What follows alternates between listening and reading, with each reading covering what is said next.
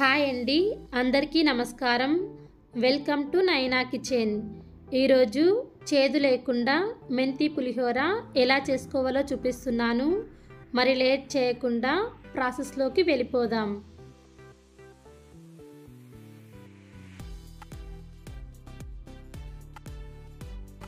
ముందుగా స్టవ్ మీద కడాయి పెట్టుకుని కడాయిలోకి 3 టేబుల్ స్పూన్ల ఆయిల్ వేసుకోవాలి.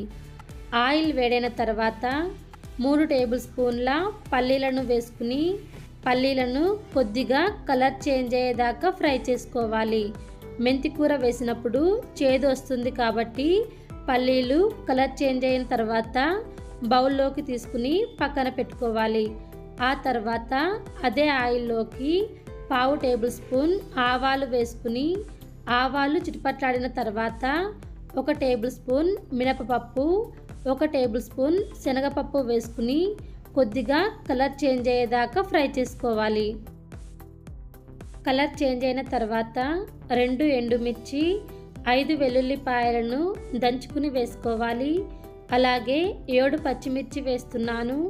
మీరు మీ కారానికి సరిపడా పచ్చిమిర్చి వేసుకుని కట్ చేసుకున్న 1 మీడియం సైజ్ ఉల్లిపాయ, కొద్దిగా కరివేపాకు వేసుకుని ఒకసారి మొత్తం బాగా కలుపుకుని ఉల్లిపాయని ఎక్కువగా మగ్గించుకోకుండా లైట్గా ఫ్రై చేసుకోవాలి.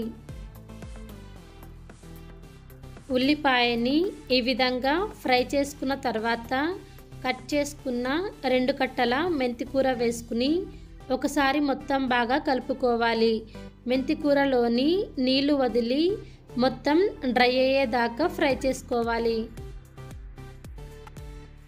మెంతికూరని ఫ్రై చేసుకున్న తర్వాత 1/2 టేబుల్ స్పూన్ పసుపు పొడి, రుచికి సరిపడా ఉప్పు వేసుకుని మొత్తం బాగా కలుపుకోవాలి.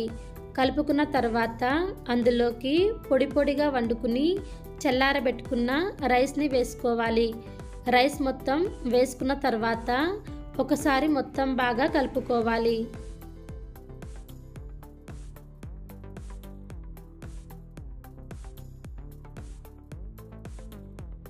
రైస్ మొత్తం మిక్స్ చేసుకున్న తర్వాత స్టవ్ ఆఫ్ చేసుకుని అందులోకి అరచెక్క నిమ్మరసం, ముందుగా ఫ్రై చేసుకున్న పల్లీలు, కొద్దిగా కొత్తిమీర వేసుకుని ఒకసారి మొత్తం బాగా కలుపుకుంటే మెంతి పులిహోర రెడీ అయింది.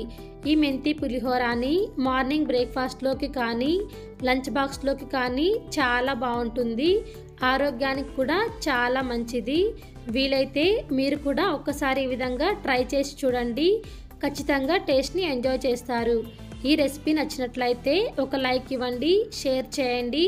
మరిన్ని రెసిపీస్ కోసం నైనా కిచెన్ ఛానల్ని సబ్స్క్రైబ్ చేయండి. థ్యాంక్ యూ ఫర్ వాచింగ్ నైనా కిచెన్.